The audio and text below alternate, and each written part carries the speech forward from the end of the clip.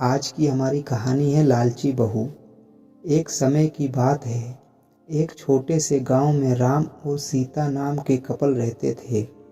उनका एक अर्जुन नाम का बेटा था, जिसकी शादी रिया नाम की लड़की से हुई थी।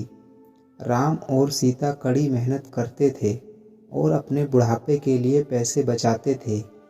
रिया बहुत लालची लड़की थी और हमेशा अपने लिए और चीज़ें चाहती थी। जैसे जैसे साल बीतता गया, रिया का लालच और बढ़ता गया। वह अपने पास रखे चीज़ों से कभी संतुष्ट नहीं रहती थी।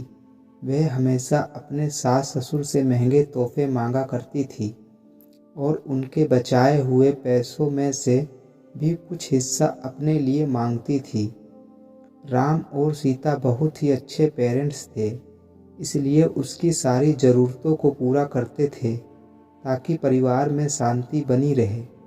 वह अपने पति अर्जुन के ऊपर भी दबाव डालती थी कि वह अपने माँ बाप से पैसे और संपत्ति मांगे।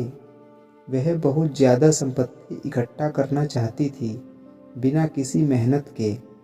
एक दिन राम और सीता ने यह फैसला लिया कि वह रिया को सबक सिखाएंगे। वह उसे बुलाते हैं और बोलते हैं कि बेटा, हमें तुमसे कुछ ज़रूरी बातें करनी है। हमने यह फैसला लिया है कि हम अपनी जायदाद का कुछ हिस्सा अपने बच्चों में बांटेंगे और उसका कुछ हिस्सा तुम्हें भी देना चाहते हैं। रिया खुशी से झूम उठती है क्योंकि वह हमेशा से यही सोचती थी, लेकिन राम और सीता के मन में कुछ और ही चल रहा था। उन्होंने एक पत्थर से भरा हुआ बैग उसे दे दिया और बोला, बेटी, यह तुम्हारे हिस्से की संपत्ति है। रिया उस बैग को देखकर गुस्सा हो गई।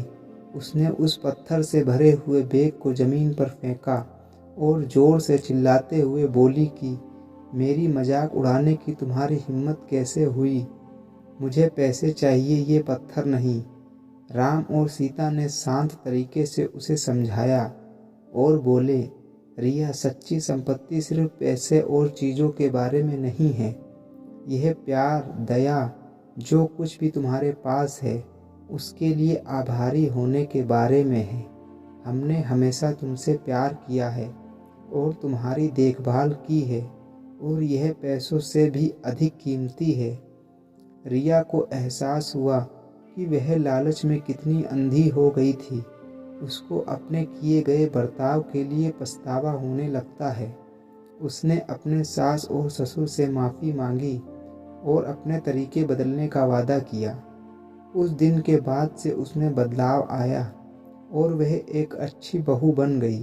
रिया बदलाव की बात पूरे गांव में फैल गई और सभी ने एक बेहतर इंसान बनने के लिए उसकी प्रशंसा की।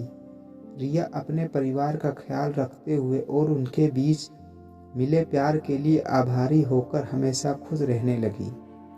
सच्चा धन प्यार, दया और जो हमारे पास है उसके लिए आभारी होने से आता है, ना कि हमेशा और अधिक चीज़ों की चाह रखने से।